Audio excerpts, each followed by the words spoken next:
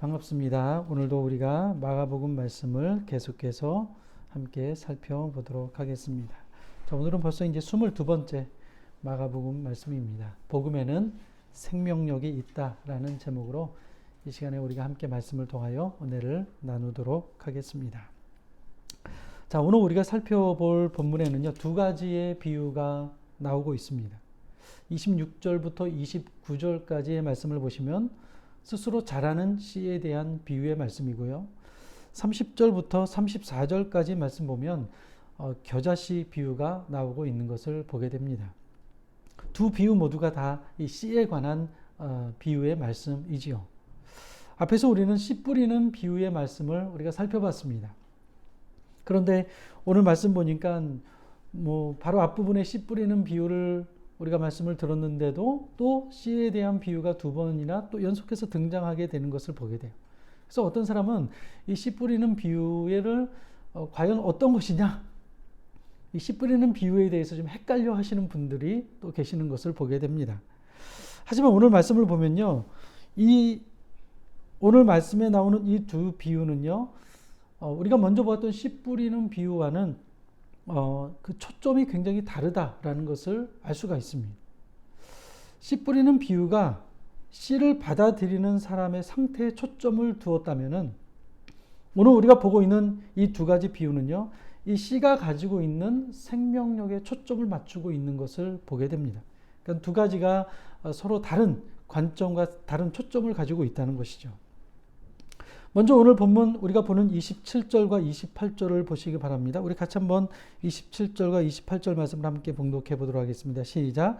그가 밤낮 자고 깨고 하는 중에 어떻게 그리 되는지를 알지 못하느니라. 땅이 스스로 열매를 맺되 처음에는 싹이요 다음에는 이삭이요 그 다음에는 이삭의 충실한 곡식이라. 자, 오늘 본문에 나오고 있는 첫 번째 비유는요, 스스로 자라나는 씨에 대한 비유입니다. 여기서 그가 밤낮 자고 깨고 하는 중에 씨가 나서 자라되 라고 이렇게 시작을 하죠. 여기서 말하고 있는 그는 누구를 말하는 것입니까? 농부를 말하는 것입니다. 그러니까 농부는요, 씨가 어떻게 자라나는가를 알지 못한다는 거예요. 농부가 자고 깨고 하는 중에 농부도 모르는 사이에 씨가 스스로 자란다는 것입니다. 그러면서 땅이 스스로 열매를 맺대라고 말씀을 하죠. 이것은요, 씨 안에 있는 생명의 힘을 말하고 있는 것입니다. 그러니까 씨를 자라게 하는 것은 농부가 아니라 무엇이라고요? 씨 안에 있는 생명의 힘이 그 씨를 자라게 만든다는 것입니다. 그리고 그 생명의 주인은 누구입니까? 바로 하나님이시라는 거예요. 얼마 전에요, 제가요, 대파 씨가 좀 있어가지고요, 모종판에다가 이 대파 씨를 이렇게 다 뿌려놨습니다. 그리고 한 2주가 지나니까 이 모종이 조금씩 이렇게 자라기 시작을 하더라고요. 그래서 그걸 가지고 텃밭에다가 조그만 땅이 있어가지고 거기다가 그 대파를 모종을 심었습니다. 얼마 전에 가보니까 한 20cm 정도가 자라게 됐더라고요. 시간이 지날수록 점점 더 대파가 자랄 겁니다. 다 자라게 되면 한 단씩 갖다 드리도록 하겠습니다. 우리는 이것을 자연스럽다고 말을 하지만 사실 여러분, 이것을 우리가 잘 생각해 보면요, 굉장히 신비스러운 일이에요. 그렇게 작은 씨가, 여러분 대파 씨를 한번 보신 적이 있습니까? 대파 씨가 얼마나 작은지 몰라요. 하나를 집기가 너무나도 힘들어요. 너무나 작아서. 그래서 한 번 집으면 한 4-5개가 잡히더라고요. 얼마나 작은지 하나를 잡기가 너무나도 힘들어요. 근데 여러분, 다 자란 대파를 한번 보시기 바랍니다. 여러분들이 시장에 가서 대파 한 단을 사오면 어떻습니까? 굉장히 크죠. 큰 대파를 우리는 보게 돼요. 근데 그 씨와는 비교할 수 없을 만큼 큰 대파가 성장하는 것을 보고 우리는 당연하다고 생각하지만 사실 그렇지 않아요. 굉장히 신비스러운 일인 것입니다. 그렇게 작은 씨가 어떻게 이렇게 큰 파로 성장할 수 있을까? 굉장히 신비스러운 일이죠. 그런데 그 씨가 자라나는 과정에서요, 농부가 하는 일은요, 거의 없어요. 농부는 씨를 뿌리고 물을 줍니다. 그러고 나면 농부가 할 수 있는 것은 거의 없어요. 하는 게 있다면요, 그 씨가 자라나면서 채소가 자라나면서 그 옆에 있는 뭐 풀이나 좀 뜯을까? 나머지는요, 농부가 할 수 있는 것이 아무것도 없습니다. 왜냐하면 씨에서 싹이 나고 자라게 하는 그 생명의 힘은 외부에 있는 것이 아니라 그 씨 안에 있는 생명의 힘에 달려있기 때문에 그런 것이죠. 오늘 예수님께서는요, 이 비유를 통해서 하나님 나라가 어떻게 이루어져 가는가를 우리에게 말씀하고 계십니다. 씨가 땅에 심겨지면 땅 속에서 일어나는 일은 눈에 잘 보이지 않습니다. 하지만 씨가 땅에 심겨지는 순간 생명의 작동은요, 그 순간부터 쉬지 않고 일어나게 되죠. 그런데 하나님께서 일하시는 방식이 이러하다는 것입니다. 하나님은 보이지 않지만 하나님은요, 지금도 쉬지 않고 여전히 일을 하고 계신 분이 하나님이십니다. 오늘날 우리가 먹는 모든 것들, 사실 여러분, 이 모든 것들이요, 사람이 하는 것 같지만 그렇지 않아요. 하나님의 일하심의 결과예요. 모든 것들이. 곡식과 야채와 과일들이 때가 되면 끊임없이 자라고 열매를 맺어요. 그런데 사실 그 일은 누가 하는 것입니까? 누가 열매를 맺게 하는 것입니까? 사람이 하는 겁니까? 그렇지 않아요. 하나님이 하시는 것입니다. 생명의 주인이신 하나님이 그 일을 하시는 거예요. 심는 것은 사람이 하지만 그 심은 것을 자라게 하고 열매를 맺게 하는 것은 누가 하는 것이냐? 하나님이 하시는 거라는 거예요. 얼마 전에 TV에서요, 섬에 가서 물고기와 뭐 조개를 잡아먹는 그런 예능 프로그램을 본 적이 있어요. 그러니까 연예인들이 뭐 섬으로 막 무인도로 가가지고 거기서 막 이 물고기 잡아서 그 뭐 밥 해먹고 뭐 이런 그런 예능 프로가 있더라고요. 근데 여러분, 바닷물이 한번 들어왔다 나가니까요, 그 갯벌에 수많은 고기와 또 생명체들이 숨어 있는 것을 보고요, 감탄이 절로 나오더라고요. 한번 들어왔다 나가니까 아무것도 없는 것 같지만 그 안을 들춰보니까 엄청나게 많은 생명들이 그 안에 있는 것을 보게 돼요. 여러분, 그 생명이 어디에서 온 것입니까? 누가 그 일을 하는 것입니까? 하나님이 하시는 거예요. 하나님이. 인간이 아무리 위대하다 할지라도요, 생명의 힘을 불어넣을 수는 없어요. 그 어떤 것도 인간이 생명의 힘을 불어넣어 줄 수 있는 것은 아무것도 없습니다. 사람이 수술은 하지만 그 상처를 낫게 하시는 분은 누구예요? 하나님이에요. 의사가 상처를 낫게 하는 게 아니에요. 하나님께서 낫게 하시는 것입니다. 아무리 의사가 수술을 잘해도 하나님께서 낫게 해주시지 않으면 살아날 수가 없어요, 인간은. 그렇다면 예수님께서 이 비유를 말씀하시는 이유가 무엇입니까? 여러분, 예수님께서는요, 이 비유를 통해서 복음의 생명력이 무엇인가, 복음의 생명력이 얼마나 위대한 것인가를 우리에게 설명하고 계신 것입니다. 여러분, 우리가 전하는 이 복음에는요, 생명력이 있습니다. 그래서 복음의 씨가 한번 심겨지게 되면 그 안에서 생명력이 작동하기 때문에 우리가 감히 상상할 수도 없는 놀라운 일들이 일어나게 된다는 것입니다. 복음의 씨가 한 사람, 한 가정, 한 도시, 한 나라에 들어가게 되면 개는 물론 가정과 도시와 나라가 변하게 되는 놀라운 역사가 일어나게 되는 것입니다. 믿으십니까? 이게 바로 복음의 능력이라는 거예요. 복음의 힘이라는 거예요. 여러분, 바울을 보십시오. 그가 다메섹 도상에서 예수님을 만나고 나서 그 안에 복음이 심겨졌습니다. 한 사람 안에 예수 그리스도의 복음이 심어졌습니다. 그런데 여러분, 시간이 지날수록 어떤 일들이 일어났습니까? 바울 한 사람에게 심겨졌던 복음의 씨앗이 빌립보로, 데살로니가로, 고린도로, 에베소로, 그가 가는 곳곳마다, 그가 복음의 씨를 뿌리는 곳곳마다 교회가 생겨나게 되고 수많은 사람들이 하나님께로 돌아오게 되는 놀라운 역사가 일어나게 되었던 것을 보게 됩니다. 그리고 여러분, 지금 우리가 이곳에서 예배를 드릴 수 있게 된 것도 엄밀하게 따지고 보면 바울이 뿌린 복음의 씨앗의 결과인 거예요. 바울이 잘나서가 아니라, 바울이 위대해서가 아니라 바울 안에 가지고 있었던 그 복음의 씨앗을 뿌린 결과, 아까 말씀드린 것처럼 작은 대파씨가 시간이 지나면 엄청나게 큰 파로 성장하게 되는 것처럼 바울이 전한 복음의 그 씨앗이 그 안에 생명력이 있기 때문에 전 세계로 하나님의 복음의 말씀이 전해지고 수많은 영혼들이 하나님께로 돌아오게 되는 역사가 일어나게 된다는 것이에요. 이것은 여러분 우리나라도 마찬가지지 않습니까?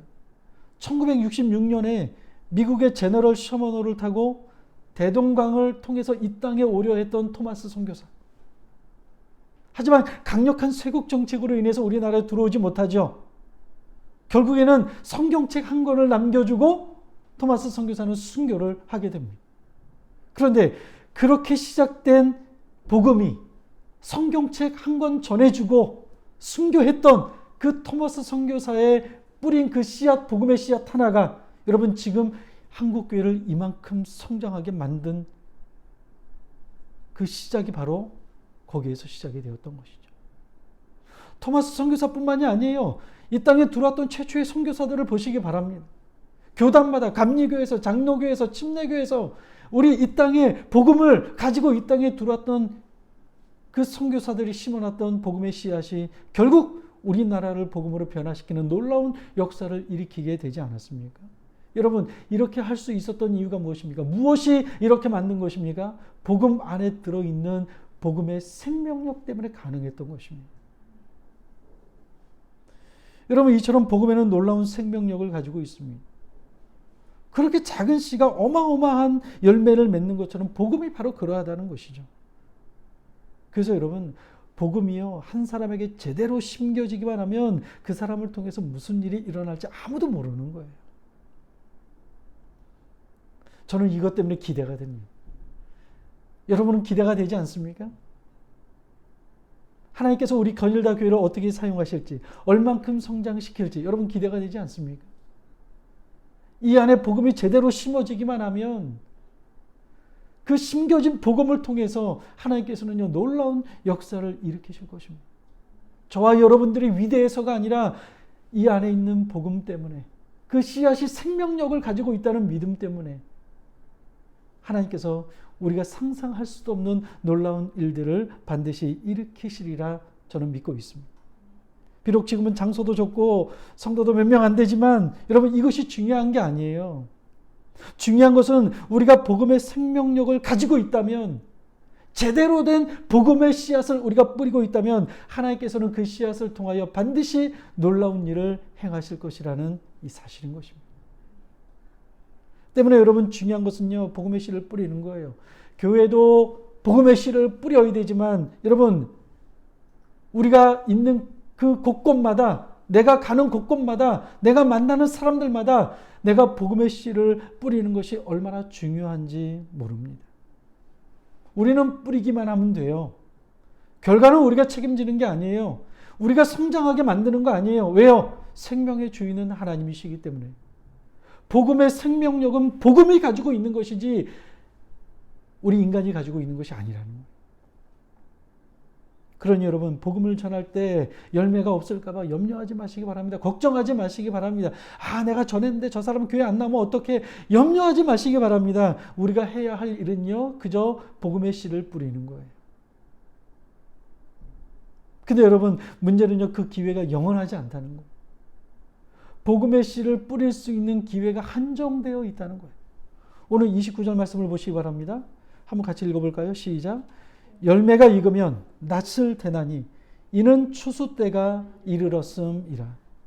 무슨 말입니까? 복음에는 생명력이 있어서 복음을 뿌리면 여기저기서 생명이 살아나고 성장하지만 여러분 언제까지 성장하는 것이 아니라 끝이 있다는 거예요. 끝이 있다는 것입니다. 우리는 이것을 종말이라고 말하죠. 여러분 저와 여러분들은요 엄밀하게 말하면요 종말론자들이에요. 이 세상에 끝이 있다는 것을 믿는 사람들이지 않습니까? 주님이 이 땅에 오시는 날 이 세상의 모든 것이 다 끝날 것이라고 하는, 새로운 새하늘과 새 땅이 이루어질 것이라는 그 사실을 믿는 사람들 아니겠습니까? 여러분 하나님의 나라는 계속해서 지금도 진행형이지만 언젠가는 끝이 있습니다. 종말은 막연한 시간이 아니에요. 하나님께서 어느 순간에 땡 하면 개인의 역사든 인류의 역사든 모든 것들은 전부 다 끝나게 돼요. 여러분 권투 보셨습니까? 권투 선수들이 막 열심히 막 권투를 막 서로 막 상대방에게서 치고받고 하다가 갑자기 종이 울리죠. 근데 여러분 어때요? 어떤 사람은요 그 막 여기에 너무나 막 몰입해가지고 종을 쳤는지도 모르고 계속해서 막 싸우려고 하는데요. 종을 치면요 심판이 와서 말려요. 그만하라. 끝났다고. 그날이 온다는 거예요. 개인의 종말이든 인류의 종말이든 하나님이 땡 하시는 그날이 온다는 것입니다. 여러분 그래서 기독교는요 시작과 끝이 분명한 종교예요. 우리가 생각하는 방식으로 오지 않을 뿐이지 분명한 것은 종말이 반드시 우리에게 온다는 것입니다. 그때까지는요 하나님의 나라는 멈추지 않을 거예요. 계속해서 성장해 나갈 것입니다. 저와 여러분들이 만나는 사람마다 복음을 전하는 것도 하나님 나라를 계속해서 우리가 성장시키는 일이겠죠. 하지만 하나님의 나라가 성장이 끝나는 그날이 우리에게 반드시 온다. 여러분 우리가 해야 할 일은요 그날이 오기까지 부지런히 우리는 씨를 뿌리는 거예요. 내가 어디에 있든 무엇을 하든 누구를 만나든 이 복음의 생명력을 믿고 복음이 살아있음을 믿고 그 씨를 계속해서 뿌리는 것입니다. 우리는 복음을 뿌리기만 하면 돼요. 결과는 우리의 영역이 아니라 하나님의 영역입니다. 싹이 나고 자라는 것은요 생명의 주인이신 하나님의 영역이기 때문에 우리는 그저 기회가 있을 때마다 하나님이 우리에게 기회를 주실 때마다 부지런히 씨를 뿌리면 되는 것입니다. 이것이 바로 오늘 스스로 자라는 씨에 대한 비유의 핵심 내용인 것이죠. 다음은 겨자씨 비유가 나옵니다. 이 겨자씨 비유도요 스스로 자라는 씨의 비유와 비슷합니다. 씨가 가지고 있는 생명력에 초점을 맞추고 있는 것을 보게 돼요. 아까 말씀드린 것처럼 씨 뿌리는 비유는요 씨를 말씀을 듣는 그 씨를 받아들이는 사람의 상태에 초점을 맞추고 있다면 오늘 스스로 자라는 씨와 또 겨자씨의 비유는요 씨가 가지고 있는 생명력에만 초점을 맞추고 있는 것을 보게 돼요. 본문 31절 32절을 한번 보시기 바랍니다. 같이 읽어볼까요? 시작. 겨자씨 한 알과 같으니 땅에 심길 때에는 땅 위의 모든 씨보다 작은 것이로되 심긴 후에는 자라서 모든 풀보다 커지며 큰 가지를 내나니 공중의 새들이 그 그늘에 깃들일 만큼 되느니라. 겨자씨는 일반적으로 유대인들의 문화 속에서 가장 작은 것의 대명사라고 할 수가 있습니다. 우리가 왜 어려운 처지에 있는 사람의 뭐 그 작은 이익까지도 막 얻어내려 하는 사람을 볼 때 뭐라고 말합니까? 벼룩에 막 간을 뭐 내어 먹는다 뭐 이런 말을 하지 않습니까? 근데 유대인들에게 있어서 이 겨자씨는요 가장 작은 것의 대표였습니다. 하지만 여러분 겨자씨가 가장 작은 것이지만 나중에 보면 어떻습니까? 그 겨자씨를 통하여서 싹이 나고 잎이 나고 자라서 큰 가지를 내게 되고 결국에는 큰 나무로까지 성장하게 되는 것을 보게 돼요. 근데 여러분 하나님의 나라가 바로 이와 같다는 거예요. 겨자씨와 같다는 것입니다. 하나님의 나라는 어떻습니까? 그 시작을 보면 굉장히 미미하게 시작이 되죠. 볼품이 없습니다. 너무나 초라해요. 세상의 방법과는 정반대이죠. 세상은 어떻습니까? 세상은요 무엇인가 시작하려 할 때요 거창하고 화려하게 시작을 하려 합니다. 가능한 한 뭐 유명한 사람들도 끌어모으고 힘 있는 사람, 똑똑한 사람들을 다 총동원해서 우리가 얼마나 위대하고 우리가 얼마나 거창한가를 보여주려고 하죠. 하다못해 작은 구멍가게 하나를 내려 할 때도 어떻습니까? 여기저기 뭐 풍선 띄워놓고 뭐 사람들의 이목을 집중시키면서 우리가 이렇게 크고 우리가 이렇게 화려한 곳입니다. 광고를 하면서 시작을 합니다. 그래서 여러분 엄청난 역사가 일어날 것 같지만 사실 어때요? 초라하게 끝나는 경우가 많죠. 용두사미가 될 경우가 많아요. 우리가 뭐 길 가다 보면 막 개업한다고 뭐 시작한다고 뭐 화려하게 시작을 하지만 어느 순간 가보면 없어졌어요. 끝났어요. 여러분 지금 삼성이나 애플이나 뭐 테슬라 기업과 같은 뭐 이런 데는요 굉장히 뭐 엄청나죠. 뭐 세계를 막 이끌고 가고 있는 대기업들 아니겠습니까? 하지만 여러분 한 세기만 지나도요 과연 이러한 기업들이 계속해서 존재할지는요 미지수예요. 알 수가 없어요. 일본을 보십시오. 그렇게 위대했던 기업들이 어떻습니까? 지금 역사 속으로 사라졌던 기업들이 얼마나 많습니까? 로마가 어떻습니까? 대단하죠. 온 제국을 전부 다 통일시킬 것만 같았던 큰 권력과 힘을 가지고 있지만 지금은 어때요? 없어졌어요. 하지만 여러분 하나님의 나라는요 이와는 달라요. 하나님의 나라. 하나님의 나라는 처음에는 미미해서 사람들이 모두가 무시했습니다. 알아보지도 못했어요. 하나님의 나라가 시작이 됐어? 아무도 몰라요. 예수님이 여러분 기독교의 출발은 어떻습니까? 기독교의 출발이 굉장히 초라하죠. 기독교의 시작은 마국간에서 시작이 되었습니다. 예수님이 마국간에서 태어나셨습니다. 그리고 그 어린 동정녀의 몸을 빌려서 예수님이 태어나셨죠. 거기에 무슨 대단한 것이 있습니까? 그리고 예수님의 마지막도 어떻습니까? 십자가에서 비참하게 생을 마감하셨어요. 예수님을 따르던 소수의 제자들 모두가 다 예수님을 배반하고 도망갔습니다. 여러분 이토록 초라한 출발이 어디 있겠습니까? 시작도 초라해. 마지막까지 초라해. 그 제자들 또한 초라해. 12명의 제자들을 보십시오. 우리가 전에 살펴봤듯이 예수님의 제자들 중에서는 그리 영향력을 가지고 있는 사람이 한 사람도 없어요. 갈릴리에서 고기를 잡던 촌부들이었어요. 사람들에게 멸시와 무시를 당하는 세리였어요. 마가의 다락방에 120명이 모였지만 누구 하나 눈에 띄는 사람을 찾아볼 수가 없어요. 너무나 초라하죠. 근데 여러분 어떻습니까? 팔레스타인 그 조그만 땅에서 시작된 하나님의 나라가 유럽을 거쳐서 미국으로, 아프리카로, 아시아로, 아시아에서 대한민국으로 지금 여기까지 점점 하나님의 나라는 확장되어 가고 지금도 하나님의 나라는요 점점 성장해 나가고 있는 것을 보게. 여러분 분명 예수님의 제자들도 겨자씨와 같은 존재들이었습니다. 제자들 역시요 자기 스스로도 자신들이 세상에서 인정받지 못하는 초라한 인생이라는 것을 누구보다도 잘 알고 있었어요. 그래서 예수님을 통해서 신분 상승을 얻고자 하는 욕망들이 저들 안에 전부 다 꿈틀대고 있었다는 것을 우리는 잘 알고 있죠. 그렇게 겨자씨와 같이 초라하기 그지없는 모습으로 시작되었지만 그 안에 복음이 심겨지게 되었을 때 어떻게 되었습니까? 상상할 수도 없는 놀라운 일들이 일어났습니다. 이게 바로 복음의 능력이죠. 겨자씨와 같이 미미하고 작지만 그 영향력은 우리의 상상을 초월하는 능력과 힘을 가지고 있다는 것을 말해주고 있는 것입니다. 여러분 오늘날 이 겨자씨는 누구이겠습니까? 저는 말씀을 준비하면서요. 저와 여러분이 그리고 우리 건일다 교회가 이 겨자씨와 같다는 생각을 하였습니다. 사실 얼마나 초라합니까?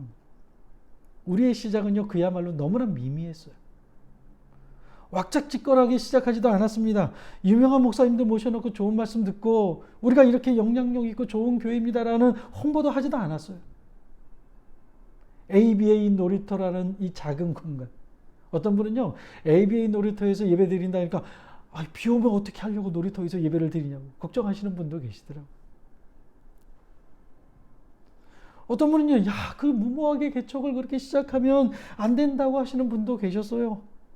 전략이 있어야 되고 최소한 10가정 이상이 있어야 되고 그래도 될까 말까인데 너무나 무모한 거 아니야? 이렇게 조언하시는 분들도 있었습니다. 근데 여러분 하나님께서 지금까지 지켜주셨습니다. 1년이 다 돼가지만 아무 문제 없이 하나님께서 지금까지 우리를 지켜주셨습니다.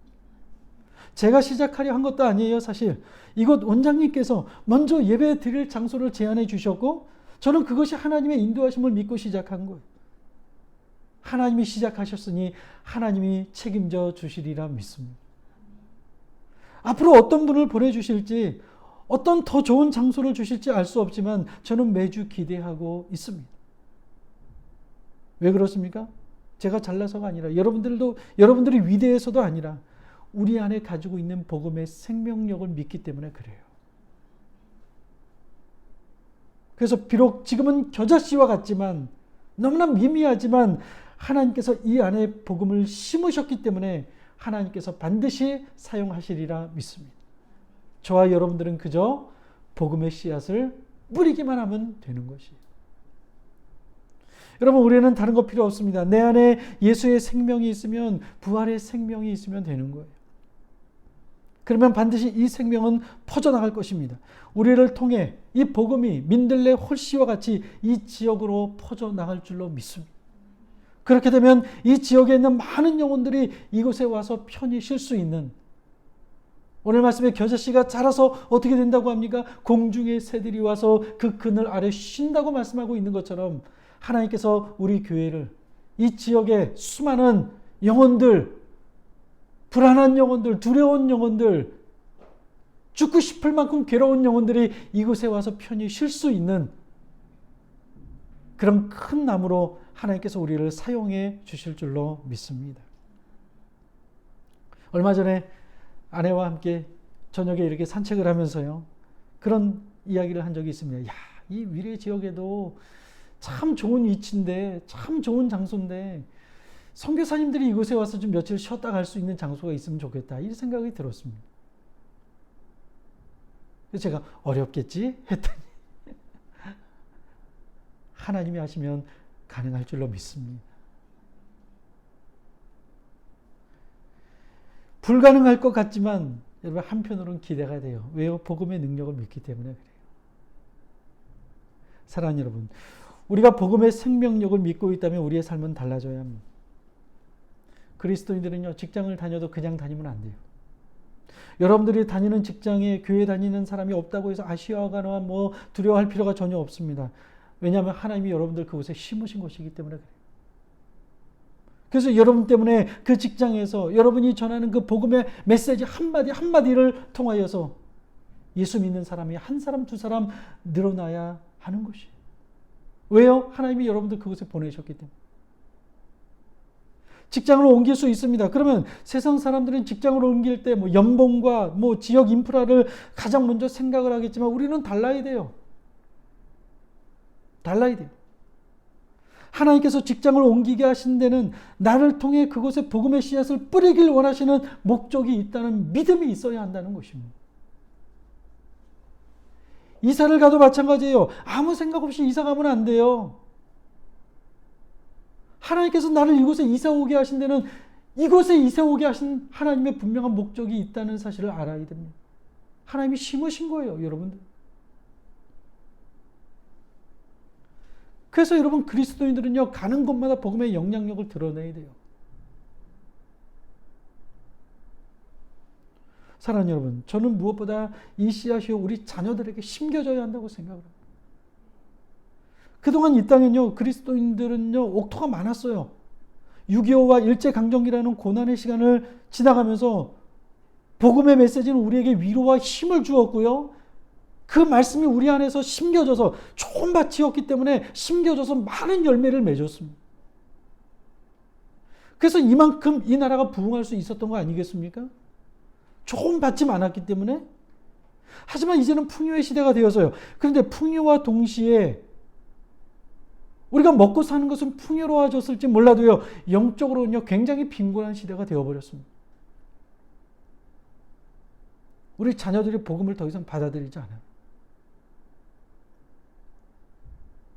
우리 애들한테 물어봐요. 학교에 교회 다니는 사람 몇 명 있니? 그럼 거의 없대요. 거의 없어요. 많으면 두세 명? 몇몇 목사님들과 통화를 하고 만나서 이야기를 하다 보면 그 얘기가 꼭 나와요. 야, 10년 뒤에 한국 교회가 어떻게 돼 있을까? 10년 뒤에. 지금도 주일학교가 없어지는 교회가 얼마나 많은지 몰라요. 여기저기서 아우성이에요. 10년 뒤에 정말로 한국 교회 희망이 있는 거야? 아이들 수가 줄어들지만 여러분 더욱더 큰 문제는 뭐냐면요. 복음을 받아들이지 않는 아이들이 점점 더 늘어나고 있다는 게 더욱더 큰 문제예요. 그래서 여러분 어쩌면요. 우리나라 기독교는요. 이제 어느 정도 패배 의식을 가지고 있는 것 같아요. 힘들어. 안 될 거야. 하지만 저는 말씀을 준비하면서요. 우리의 생각이 잘못되었다는 것을 깨달았어요. 우리 생각이 잘못되다 한참 잘못되었구나라는 것을 알게 됐어요. 여러분 이러한 때에도요. 제대로 된 복음이 우리 아이들 심령에 심기게 된다면 그 한 사람을 통해서요. 하나님께서는요. 어떤 놀라운 일들을 행하실지 아무도 몰라요. 그건. 비록 겨자씨와 같은 작은 씨앗이라 할지라도 복음에는 생명력이 있기 때문에 하나님께서는요. 큰 나무가 되게 하실 것입니다. 그래서 저는요. 우리 아이들을 위해서 더욱더 우리가 기도해야 된다고 생각해요. 복음의 씨앗이 뿌려지도록 아이들의 심령 안에 뿌려지도록 여러분 우리 아이들이요. 복음의 씨앗이 뿌려져서 그것이 자라게 되면요. 그 복음의 씨를 가지고 있는 아이가 방송국의 PD가 되고 작가가 되고 영화 감독이 되고 의사가 되고 여러분 그런 사람 그 한 사람을 통해서 발휘하게 되는 영향력이 얼마나 위대하겠습니까? 얼마나 대단하겠습니까? 그 영향력이. 한 사람을 통해서 이 나라가 이렇게 바뀌었습니다. 그렇다면 한 사람을 통해서 이 나라가 부흥하게 되고 변하게 되는 역사는 그리 많은 사람이 필요하지 않고요. 제대로 된 복음의 씨가 뿌려져 있는 아이들이면 충분하다는 확신을 갖게 돼요. 그래서 여러분 기도하실 때 반드시 우리 자녀들을 위해서 한국교회 우리 아이들을 위해서 우리가 반드시 우리가 기도해야 될 줄로 믿습니다. 사랑하는 성도 여러분, 우리는 지금 마지막 시대를 살고 있습니다.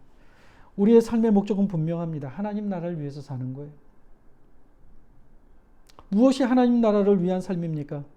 복음을 가지고 우리가 복음을 복음으로 전하는 것입니다.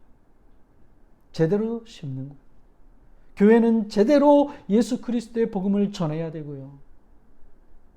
밖에 나가서는 삶으로 우리가 복음의 씨를 뿌려야 되고요. 입으로는 예수 그리스도가 우리의 주님이심을 우리가 고백해야 되고요. 그게 바로 복음을 심는 거 아니겠습니까? 그것은 우리의 몫이죠. 농부가 씨를 뿌리고 물을 주는 것이 농부의 몫인 것처럼 우리도 그 일을 해야 됩니다. 그 다음은 하나님이 하실 것입니다. 우리가 제대로 심기만 하면 하나님께서 그 안에 있는 생명력, 복음의 생명의 힘을 믿기 때문에 하나님께서 반드시 자라게 하시고 열매를 맺게 하셔서 우리가 상상할 수도 없는 놀라운 일들이 우리가 뿌린 씨앗을 통하여 하나님께서 일으켜 주실 줄로 믿습니다. 그날까지, 주님이 오시는 그날까지, 우리의 생명이 다하는 그 순간까지 마지막까지 복음의 씨를 뿌리는 저와 여러분들 되시기를 주님의 이름으로 간절히 축원합니다.